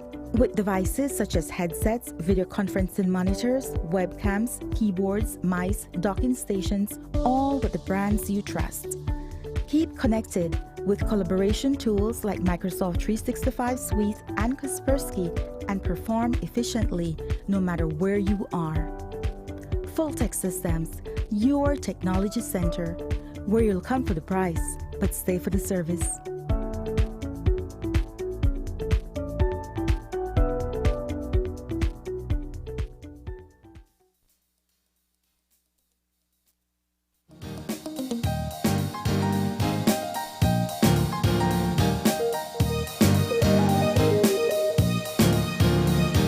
Welcome back. Our second conversation, as we had mentioned earlier at the beginning of the show, is to discuss the impact of the COVID-19 pandemic on athletes. That being said, we are joined by a member of the beach volleyball national team, Kelsey Balderramos. Good morning, Kelsey. Good morning. Good morning. We're also joined by Brighton Codd, who is also from the volleyball national team, and Robin Haylock from the National Rugby Sevens team. Good morning, guys. Good morning, Isani. Good morning, Marlene. Let's begin first of all by getting from you an individual take on how you have been affected from by, I should say, participating in any kind of sporting activities in your discipline. For instance, volleyball. How long have you guys been out, and what are some of the effects on that on you? Okay, I'll start then, Kelsey. So the last time we have competed as a national team was in, we have not been able to train until June of last year when there was an ease in the number of cases for COVID-19. And that was for about a month and a half, until there was that huge spike in August. And ever since then, we have not been allowed to train, except for in December, when there was a reduction in the strictness of the regulations with the previous administration. And that changed when the administration changed. So that was in prior to November. And we have not been training as a team ever since then. And there are so many tournaments coming up and events coming up, and we need our athletes to get back to training. It has been a very drastic experience on athletes, regardless of the sport that you play, because we have habitual nature to how we train, and it's definitely impacted us not only physically but also mentally, psychologically. So definitely this has been a huge impact on athletes. Yeah. And Kelsey, give us your point of view on this issue. So I imagine that you guys keep up with your exercise, but that's not enough? Yes, well, what happens is that, well, Brighton gave a very good explanation of the timeline, and you'll notice that as you're allowed to work out more, as you're allowed to train more, you're super motivated. But when the restrictions change and you kind of go down with your motivation. So exercising is definitely how the association recommended for us to keep fit, but there is only so much we can do, and there are only different things that we can do because of the restrictions. I remember at one point in time, all I was doing was running, maybe like 5 kilometers per day. Mm-hmm. And then gyms open, so now I can add my weight training to it. Yeah. But at this point, we're waiting for when we can actually get on the court and try to practice our skills. And that's a key factor. It's not just being physically fit, it's being in proper form, working along with the other players. Yes, exactly. I would say it is more important, but not very much more important, but it's definitely more important. Let's get your take, Robin. Rugby has got to be perhaps of the two sports that we're talking here, the most intense in terms of contact. Yeah. Talk to us about what the effect of not playing rugby or having to exercise but not participate in your game. What has that been like for you?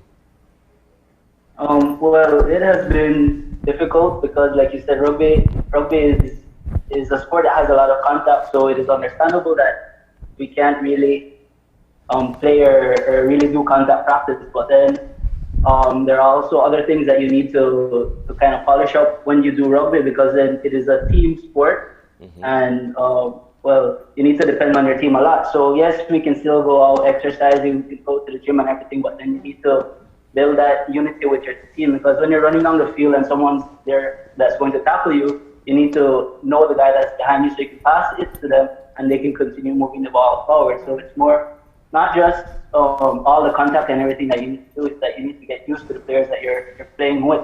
Yeah. And not being able to train and practice together has really put a big delay on us getting to know each other, because just in the ending of last year, they picked the national team, so we hadn't really had a chance to practice or get together, you know, so it's been really, really difficult in that sense. Yeah. Now, you know, this has been a challenging time for all sports, and we've seen in other countries where they've attempted, especially where sports can be very lucrative, they've made lots of effort to try to keep things going. For us, our athletes have always been I should say, advocating for sufficient support. Have you come together as different associations and perhaps put a case forward to the Ministry of Health to be able to get clearance for teams to practice together? We saw this happen with the gyms, and in fact that did result in gyms being reopened. Marlene, as far as I know, having conversations with our president and the president from other associations, there have been many efforts to try and put forth different regulatory guidelines to have athletes return back to training. And this has been done from last year with the previous administration.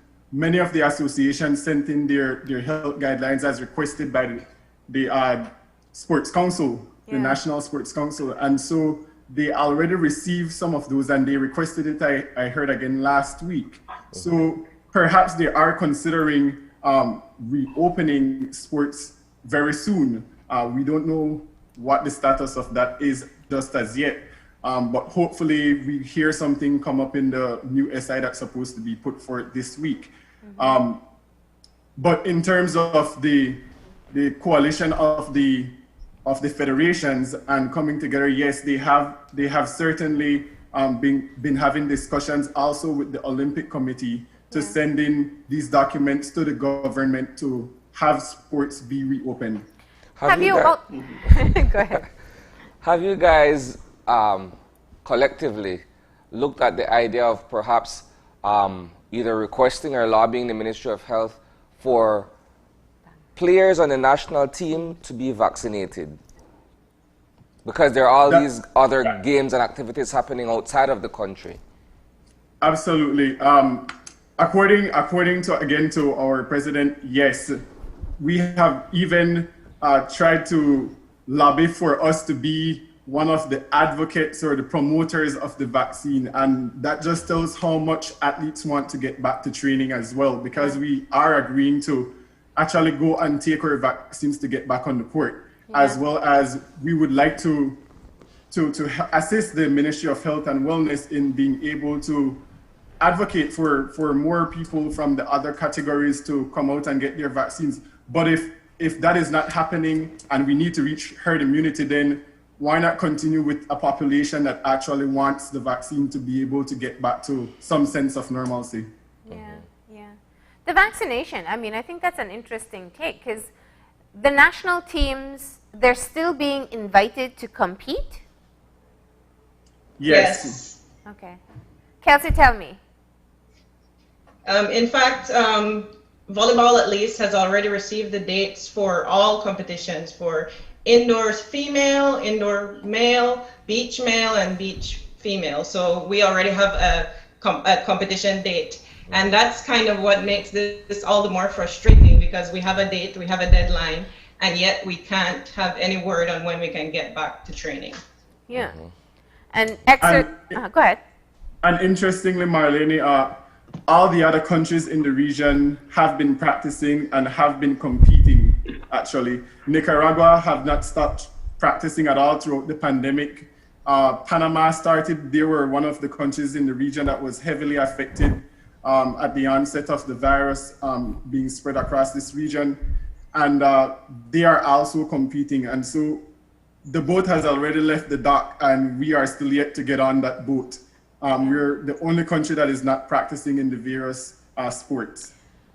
I guess the concern is reopening the possibility of playing sports is one thing, because you have people who are national team members or athletes, and then you have others who kind of just want to get together on a basketball court on a weekend and play. Are you distinguishing which ones should be open? Like formal athletes in these individual sports should have the opportunity? Well, of course, we would love for recreational players to get the opportunity as well. But if there has to be a priority and the administration makes it clear that they want a priority, maybe we should prioritize the national team athletes. Yeah. Because of that, then people who are on national teams and different things like that, they have more discipline and would be more able to follow the regulations for right now, as opposed to people who just go out and want to play a quick game, then they would be a little bit more reckless, you know. You would want to do like they're doing with the schools, that they do it in phases. If you're ready, then you go to school. If you're not ready, then you just have to do what you need to do to prepare, and then you can go ahead with what you want to do. Your sector. And Marlene, yeah, go ahead. I think that's the importance of having a regulatory protection framework that the associations have provided to the National Sports Council from last year, to be able to regulate training to ensure that it's in alignment with the health protocols. And that is something that can be controlled by the federations that is responsible for ensuring the training of athletes in a safe manner. Your sector, much like entertainment and any other area of industry, has been directly affected by the pandemic. I could recall perhaps 2 or 3 years ago when the female national team held its competition at the Civic, and the crowd that drew versus now, we don't hear anything about any competition. Everything is at a standstill. How has that affected your morale, Kelsey?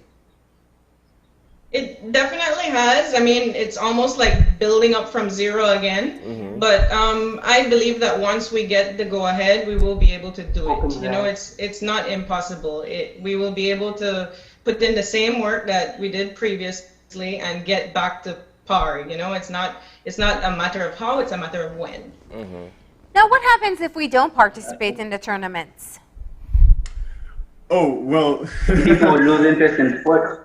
What's that? People would lose interest in sports because as a country we're already struggling to put sports as a focus, which is a really good avenue for young people to develop and achieve things that they can't normally achieve through different avenues. But if the more we put down sports in the country, the less and less people would push towards it, and sports would just not be existent in the league. We don't have more support behind it. And also, Marlene, what I think a lot of people don't understand is that when you are a national team or a part of a national team and you have a governing federation within your country and you don't attend these events being held in the region, you are liable to be sanctioned by these governing bodies, and that's a lot of money. Sometimes you get sanctioned for $50,000 for not attending a competition, which is just as expensive as holding a competition in your country. And so it's critically important that we get our athletes going again and get our athletes to these tournaments, because we also don't want to put that financial burden on our associations. Now, I mean, there's a cost associated, but there's also being able to kind of get back up to par, and that's what stands in my head, Kelsey, from what you said. It's you can exercise, you can be fit, but the missing element is being able to work together with your teammates, with your coach, and kind of building yourself up to be the athlete or to be the team that represents us well. Now, having worked with teammates, do you think that it's going to be a tough time for us to recover from 1 year of no practicing and playing? I think it will be like riding a bike. Although we've missed some time, once you get back into the swing of things, you know, the chemistry starts to flow again, you start remembering and muscle memory kicks in, your mental capacity is there. So I honestly believe, and maybe I'm being hopefully optimistic, but that it will not be a very steep slope. Okay. We will definitely be able to get back to where we were very quickly. If we're willing to put in the work, which of course we are. Well, as Robin said, go ahead. And also, Marlene, in athletics, in sports, there is something that is called periodization, and coaches who are trained within their particular sports know exactly what to do to get athletes up to par as quick as possible. And so periodization could be anything between training for a competition that's coming up in the next month and a half, 2 months, to training for the Olympics, which is the quadrennial cycle. So periodization will be very important in getting athletes back up to par, especially for the tournaments coming up next month for some particular associations. Yeah, so tell me which all associations have been a part of this conversation so far. We hear volleyball, we hear rugby. I know cycling is also a part of it. People from the national cycling team. Who else? Well, it's been rugby, volleyball, cycling. Well, table tennis was already given confirmation to practice again, athletics as well. But they are also a part of the conversation because they would like to start competing and not just training, because competing is important too before going away and representing the country. And certainly there are a couple other sports that doesn't come to mind, but there has been discussions, and at the Olympic Committee level, there have been a cross-section of discourse amongst the varying associations. So just to be clear, you're not asking for like mass events, a packed civic center all over again. You just want the opportunity to work along with your teammates and practice for international competitions. Right, right. Yeah. And even competition-wise, Marlene, we've seen over so many countries. If you look at Denmark, for example, you look at Spain, you look at Italy, these countries, some of these countries have been very much so affected by this virus drastically. Italy, for example, they have been playing volleyball from last year in about June, and they have been competing, but they are competing without spectators, and that's something that we could also do here in our country. Yeah. And is there another model that you have suggested that's being used in these other countries where athletes are able to continue training safely? As far as I know, Marlene, I'm very certain our president have submitted and indicated to both the Ministry of Health and Wellness as well as the Ministry of Sports the varying models being used across the region, as well as in Europe, as well as the US. The US being one of the most affected country, actually. They continued with sports, with volleyball. They allowed the players to play with masks on. And then now that they're receiving the vaccine, well, they're allowing them to take off the mask for volleyball, and they are playing without spectators. There was just a huge competition held in the US with a new professional league that was developed called Athletes Unlimited, and it was amazing to see how they controlled that environment considering the impacts of the pandemic on that country. All right. So what is the next step? April 15th is close, and you have been advocating behind the scenes that you could be able to either get vaccinated but more importantly, that you can be able to practice together. Where else are you taking this advocacy? Well, Marlene, at this point in time, we are just waiting to see now exactly what will happen with the SI that will be released. We know that there have been communications between some of our federations and some members from government to be able to reopen sports with strict regulations, and that is what we would like to see happen at this point in time. Even if it means that we are not able to compete, which we would like, we just want to be able to get our athletes back to training. All right, so that's been an interesting conversation to hear from you guys exactly how you've been affected and perhaps what the government can do in terms of freeing up certain aspects of sports. Is there any final words you guys want to share with us? I think if I could just go quickly here, we could definitely start working with national teams which could control to a large extent and monitor for example, symptoms of athletes if they're not feeling well, and have a controlled environment. That can be done through the associations' monitoring systems that they have, and just communication as well. But also, we want to see that there is more a vested interest in the impact that such an extended lockdown is having on athletes, and not only physically, but psychologically and mentally, because we don't often know how people are suffering in silence. I've been contacted by so many young people who are young volleyball players who really and truly needed that support, that emotional and psychological support, because it really is a change in their lifestyles, and that's something that to pay attention to. A lot of people don't recognize the importance of sports on development and peace of mind, peace of self. And I think that's critically important to understand that with all the things we see happening in our country right now, from teenage pregnancy to gang violence, sports is one of the mechanisms to sustainably grow as a country. And it's critically important that we do not refuse or reject the importance that sports has on our development. Yeah, absolutely. And closing thoughts, Kelsey and Robin? My closing thoughts are just that we are athletes and we want to train, and all we are asking is for the opportunity to give us our best shot to represent this country as we know we can. Go ahead, Robin. And well, for me, my closing thoughts is just that with everything else that they've been doing in the country, with sports included, that they could do it systematically, and with athletes, they're more disciplined, so we're more prone to follow regulations and rules that we need to. It is something that we need to encourage the other people within the country. And like I said, that sports is an avenue to get away from different things that aren't going so well in your life. So it's a very important aspect of the community, and we need to see how we can best get back to doing that. All right.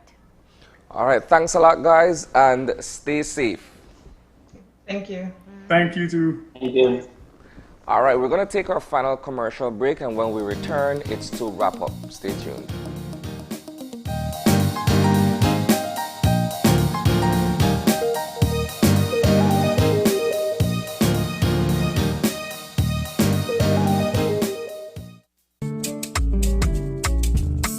If we are only as strong as our families, businesses, institutions, and the communities that surround us, then by giving businesses the power to grow, entrepreneurs the ability to expand, and by giving our families the right to own something, the Belize Bank gives you the power to build a nation, our nation.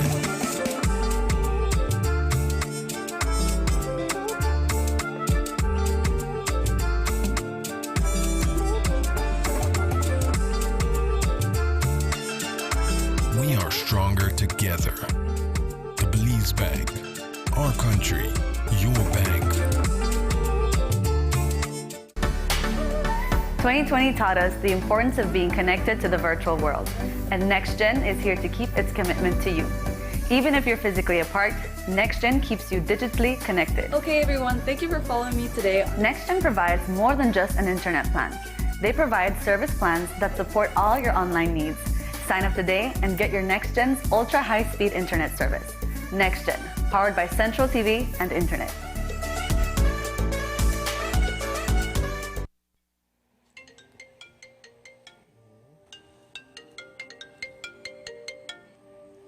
Hello? Okay, sure, I'll be there.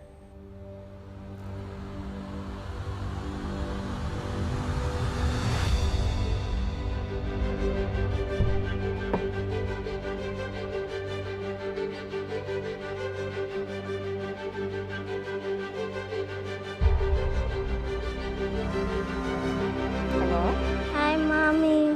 When are you coming home? I really miss you. Hearing the voice of our loved ones can always lift our spirits and make us feel whole again. With Smart's Twice as Nice promotion, prepaid customers who make 5 minutes worth of national calls on Sundays can enjoy 50% off. Top double on all national calls for the rest of the day. Call your loved ones and enjoy half off all day long. Smart, bringing people together.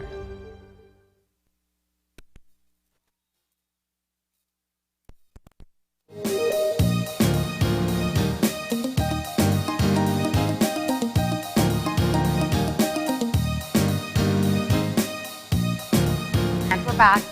We want to say thank you for tuning in this morning. Of course, we had an extended conversation taking a first look at the budget that has been presented on Friday, and we hope to continue diving deeper into the details of what is being suggested. We want to thank Carlos for having that conversation with us. He's a adjunct economics lecturer at Gillen University. And of course, the idea of looking at reopening certain aspects of sports, particularly for members of the various national teams to be able to train so that they can compete outside of the country, is also something that was quite an interesting discussion in terms of hearing from these young athletes what they would want to see government do in terms of facilitating their ability to train. Yeah, you were reminding me of the football situation where the footballers can't train here or play here, but they're still playing internationally to try to represent us. Unfortunately, I think this is one of the examples where we don't think of prioritizing sports, because it's unfortunate that national players, I mean, like Belizean team representatives are here pleading, asking for consideration for them to keep up with their craft, so they so that when they represent us, they can represent us well, and also to be vaccinated as well. Yeah. So the irony of it for me, in terms of bringing that to your attention earlier, was the fact that we were working on the football stories when the Jaguars were participating in Haiti, and then afterwards, and we came to find out, well, the home game isn't being played here. They're playing in the DR, right? And so we were thinking, well, why were they not allowed to at least be able to train locally, so that when they do go and participate, they would have, you know? And it's just one of those things that, you know, I think for the most part, we don't really consider or take sports seriously, so it becomes sort of an afterthought.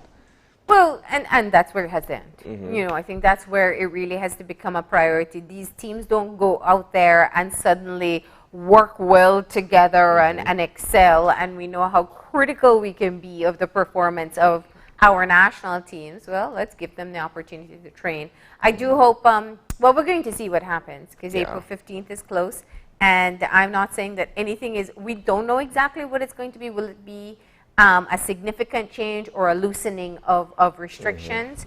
But we do hear the athletes and their cry, and especially those, at least, who are representing us as well. But that's all the time we have for today. If you'd like to contact us, send us an email at oye@channel5belize.com. Find us on Facebook at Open Your Eyes BZ, and on Instagram at OYEBelize. Remember to tune in tomorrow morning at 6:30 when you open your eyes. To start your morning right. Until then, keep your eyes, your mind, and your hearts open. We'll see you soon. Enjoy your day.